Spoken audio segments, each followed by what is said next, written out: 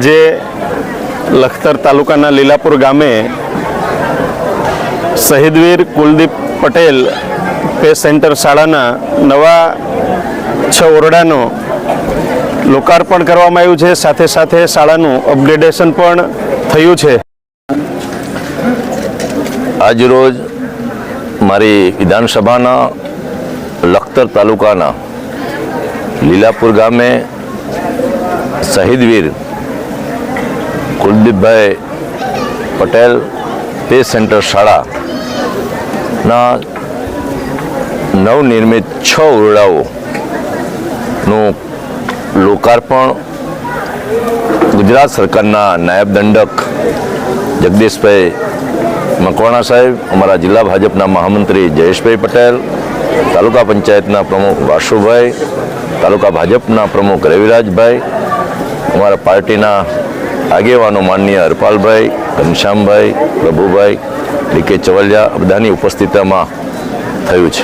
ખાસ કરી લીલાપુર આ શાળાનું ખાતમુહૂર્ત અમે 1 વર્ષ પહેલાં કર્યું હતું અને ત્યારે અમે કહ્યું હતું કે 1 વર્ષની અંદર આ કામગીરી પૂરી થશે અને ત્યારે આજે લોકાર્પણ થયું છે। કાલથી જ આ શાળાનો ઉપયોગ શરૂ થવાનો છે, એટલા માટે લીલાપુર ગામની અંદર ઉત્સાહનો માહોલ છે। ખાસ કરી ધારાસભ્ય તરીકે મારે 3 વર્ષ થવા આવ્યા અને 3 વર્ષની અંદર મારી વિધાનસભા ક્ષેત્રની જેટલી પણ શાળાઓના ઓરડાઓ ક્યાંક જર્જરિત હતા, ક્યાંક રહેવા ઉપયોગ કરવા લાયક નહોતા, એવી લગભગ 78 જેટલી શાળાઓ 102 કરોડ રૂપિયા જેટલી માતબર રકમ સરકારે ફાળવી છે।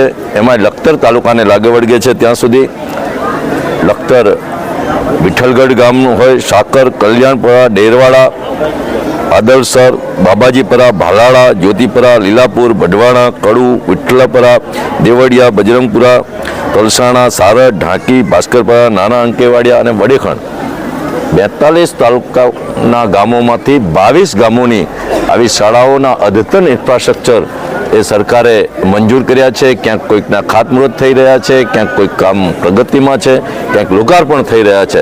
અને ત્યારે ખાસ કરી જે પ્રકારે શિક્ષણ માટેની જે સરકાર એ લોકોની અંદર શિક્ષણ પ્રત્યે જાગૃતતા કેળવાય, આધુનિક ઇન્ફ્રાસ્ટ્રક્ચર મળે, એના માટેની ચિંતા સરકાર કરી રહી છે। ત્યારે માનનીય મુખ્યમંત્રીશ્રીનો આ તકને હું ખૂબ ખૂબ આભાર માનું છું કે મારી વિધાનસભામાં જેટલી પણ જરૂરિયાત હતી એ તમામ શાળાઓના ઇન્ફ્રાસ્ટ્રક્ચર એ મંજૂર કર્યા છે। ત્યારે આભાર માની વિરમું છું। વિશેષ વાત ન કરતાં ખાસ કરી આજના કાર્યક્રમમાં જે પ્રકારે ગામ લોકોની પણ સહભાગિતા રહી છે, અનેક દાતાઓએ પણ આ શાળામાં દાન આપ્યું છે, એ તમામ દાતાઓનો પણ આભાર માની વિરમું છું। વંદે માતરમ, ભારત માતા કી જય। આપ સૌનો આભાર।